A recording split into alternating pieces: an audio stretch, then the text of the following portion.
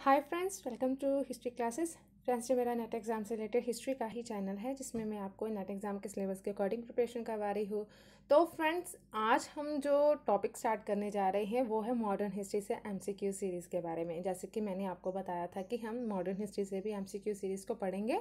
तो ऐसे ही मेरी जो एशियन हिस्ट्री है, मिडीवल हिस्ट्री से, तो जो एमसीक्यू सीरीज़ है वो चलते रहेंगे, साथ साथ वो भी हम कंटिन्यू करेंगे, उसके बारे में भी हम जानेंगे। तो हम एक और नया हम टॉपिक जोड़ने जा रहे हैं, वो है मॉडर्न हिस्ट्री से एमसीक्यू सीरीज़ का। तो देखेंगे, इसको भी लर्न करेंगे, अपनी प्रिपरेशन अच्छी तरह से करेंगे और अपना नेट और जेआरएफ क्लियर करेंगे। तो देखिएगा, और अगर आपको मेरे लेसन्स अच्छे लग रहे हैं तो चैनल को सब्सक्राइब जरूर कर लेना, बेल आइकन को दबा लेना, लाइक करना, वीडियोस को फ्रेंड्स के साथ शेयर करना मत भूलना और कमेंट कर जरूर बताइएगा। इसके अलावा फ्रेंड्स, आप मुझे अनअकैडमी पर फॉलो कर सकते हो। अनअकैडमी की लर्निंग ऐप को डाउनलोड कर वहाँ पर जाकर भी आप मेरे जो कोर्सेज चल रहे हैं उनको देखकर अपनी प्रिपरेशन और भी अच्छी तरह से कर सकते हो। और आप अनअकैडमी की लर्निंग ऐप को डाउनलोड जरूर कीजिएगा, वहाँ पर भी फॉलो कीजिएगा और जहाँ पर भी मेरे चैनल को सब्सक्राइब जरूर कर लेना। तो आइए स्टार्ट करते हैं हमारे जो आज के एमसीक्यू सीरीज़ है मॉडर्न हिस्ट्री से। तो हमारा जैसे कि फर्स्ट दिया गया है कि किसी व्यक्ति के आगमन के साथ ही भारतीय इतिहास के अन्वेषण एवं खोज की नई दिशा प्राप्त हुई। कौन सा वो व्यक्ति था जिसके आगमन से कि एक जो भारतीय इतिहास था उसमें अन्वेष खोज की गई, जिससे हमारे इतिहास के बारे में हमें जानकारी मिली।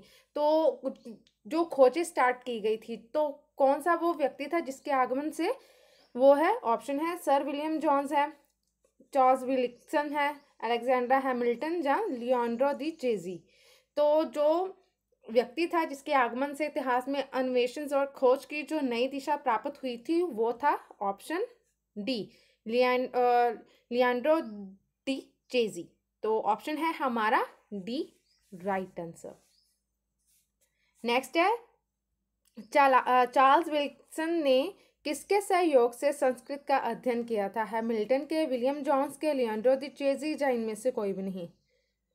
तो जो चार्ल्स विल्किंस ने किसका सहयोग था प्राप्त हुआ और उनके सहयोग से ही उसने संस्कृत का अध्ययन किया था, तो वो व्यक्ति था विलियम जॉन्स, इसके सहायता से ही। तो ऑप्शन है हमारा बी, राइट आंसर।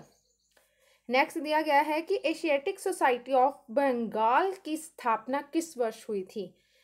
याद रखिएगा, एशियाटिक सोसाइटी ऑफ बंगाल की स्थापना किस वर्ष हुई थी? 1780 को, 1782, 84 या 88 में हुई थी? तो ये हुई थी 1784 में हुई थी एशियाटिक सोसाइटी ऑफ बंगाल की स्थापना। तो ऑप्शन होता है सी, राइट आंसर हमारा।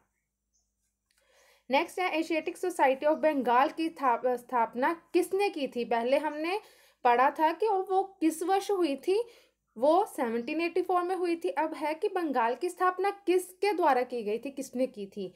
हैमिल्टन है, चार्ल्स विल्सन है, उपरोक्त दोनों, या सर विलियम जॉन्स? तो जैसे कि हमारा राइट आंसर दिया गया है, सर विलियम जॉन्स के द्वारा ही एशियाटिक सोसाइटी ऑफ बंगाल की स्थापना की गई थी। तो ऑप्शन है हमारा डी होता है राइट आंसर। फ्रेंड्स, साथ साथ एमसीक्यूज लगाकर देखिएगा, आपकी प्रिपरेशन भी और प्रैक्टिस साथ साथ ही चलती जाएगी और आपको पता भी चलेगा, आपकी प्रिपरेशन भी होगी अच्छी तरह से। तो देखिएगा जरूर। किसने भागवत गीता का संस्कृत से अंग्रेजी में अनुवाद किया था? जो संस्कृत में जैसे कि भागवत गीता लिखी गई थी, तो उसका अंग्रेजी में अनुवाद किसके द्वारा किया गया था? चार्ल्स विलिंगसन के द्वारा, हैमिल्टन के, विलियम जॉन्स के द्वारा, और इनमें से कोई भी नहीं? तो वो है चार्ल्स विलिंगसन ने ही जो भगवत गीता का संस्कृत से अंग्रेजी में अनुवाद किया था। तो ऐसे ही जब ये भारतीय इतिहासकार जो भारी जो लोग भारतीय इतिहास को बारे में उन्होंने जाना, तो उनकी खोजें जैसे कि शुरू की गई। तो जैसे कि संस्कृत में कई चीज़ों को अंग्रेजी में अनुवाद किया गया, कई इतिहास ऐसे हैं जिनका अनुवाद किया गया था अंग्रेजी में, और ऐसे ही ये इतिहासकार हुए हैं। तो ऑप्शन है हमारा ए, राइट आंसर। नेक्स्ट है, चार्ल्स विलिंगसन ने किस वर्ष हितोपदेश का अंग्रेजी में अनुवाद किया था? कौन सा वो वर्ष था? 1786, 1787, 1788 या 1785? तो वो था 1787 में ही चार्ल्स विलिंगसन ने हितोपदेश का जो था वो अंग्रेजी में अनुवाद किया था। तो ऑप्शन है हमारा बी, राइट आंसर। नेक्स्ट दिया गया है कि महान नाटककार कालिदास के प्रसिद्ध ग्रंथ अभिज्ञान शकुंतलम का अंग्रेजी अनुवाद किसने किया था? तो कालिदास के बहुत सारे जो नाटक प्रसिद्ध हुए हैं, तो उनमें जो अभिज्ञान शकुंतलम है उसका अंग्रेजी में अनुवाद किसके द्वारा किया गया था? हैमिल्टन के द्वारा, विलिंगसन के, सर विलियम जॉन्स, या इनमें से कोई भी नहीं है। तो वो है सर विलियम जॉन्स के द्वारा ही जो कालिदास का नाटक है, प्रसिद्ध जो ग्रंथ है, सॉरी, उसका जो अंग्रेजी में जो अनुवाद वो किया गया। तो सी है राइट आंसर हमारा। नेक्स्ट है, किस वर्ष गीत गोविंद का अंग्रेजी में अनुवाद सर विलियम जॉन्स ने किया था? कौन सा वो वर्ष था? 1789, 1790, 1791 या 1792 में? तो जो गीत गोविंद का अंग्रेजी में अनुवाद सर विलियम जॉन्स के द्वारा किया गया था वो 1792 में हुआ था। तो ऑप्शन है हमारा डी राइट आंसर। नेक्स्ट है, सन 1794 में किस ग्रंथ की रचना इंस्टीट्यूट ऑफ हिंदी लॉ के नाम से किया गया था? कौन सा वो ग्रंथ था जिसका इंस्टीट्यूट ऑफ हिंदी लॉ के नाम से किया गया था? तो ऑप्शन है मनुस्मृति है, राजतरंगिणी है, याज्ञवल्क्य स्मृति, या इनमें से कोई भी नहीं। तो राइट आंसर है मनुस्मृति। इसका यही वो ग्रंथ है जिसको इंस्टीट्यूट ऑफ हिंदी लॉ के नाम से जाना गया था, या इसका जो रचना की गई थी। तो ऑप्शन है ए हमारा राइट आंसर। नेक्स्ट है, किसे भारतीय इतिहास लेखन का जनक कहा जाता है? भारतीय इतिहास लेखन का जनक सर विलियम जॉन्स को, चार्ल्स विलिंगसन, अलेक्जेंडर हैमिल्टन, या ए और बी दोनों ही? तो इसका राइट आंसर है डी, सर विलियम जॉन्स और चार्ल्स विलिंगसन, ये दोनों व्यक्तियों को ही भारतीय इतिहास लेखन का जनक माना गया है। तो ऑप्शन है हमारा डी राइट आंसर। नेक्स्ट है, पेरिस में नियुक्त होने वाला प्रथम अध्यापक कौन था?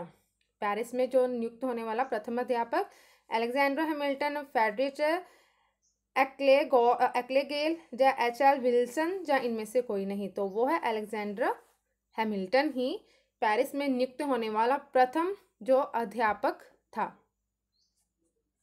तो ए राइट आंसर है। नेक्स्ट है, संस्कृत का अध्ययन करने वाला प्रथम जर्मन नागरिक कौन था? तो जैसे कि जब अंग्रेज भारत में आए थे तो यहाँ की संस्कृति के बारे में, इतिहास के बारे में जाना। तो जैसे कि हमने पिछले जो एमसीक्यूज में पढ़ा कि संस्कृत का अनुवाद किया गया, हितोपदेश का अनुवाद हुआ था, तो जैसे कि कालिदास के नाटक का अनुवाद किया गया। तो उनकी जो रुचि थी जहाँ के ग्रंथों में, जहाँ की संस्कृति, लैंग्वेज, हिंदी को जानने में बहुत ज़्यादा हो चुकी थी, तो वो यहाँ के जो चीज़ों को बाहर जाकर भी उन चीज़ों का अध्ययन करते थे, उन चीज़ों को पढ़ाते थे। तो ऐसे ही संस्कृत का जो अध्ययन करने वाले जर्मन नागरिक कौन थे?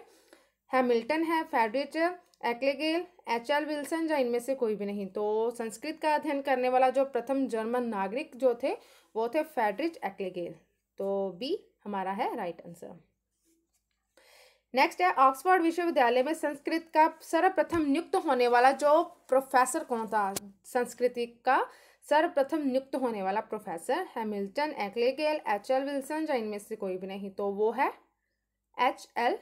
विल्सन, जिसने ऑक्सफोर्ड विश्वविद्यालय में संस्कृत का सर्वप्रथम नियुक्त होने वाले वो प्रोफेसर थे। तो सी हमारा राइट आंसर है।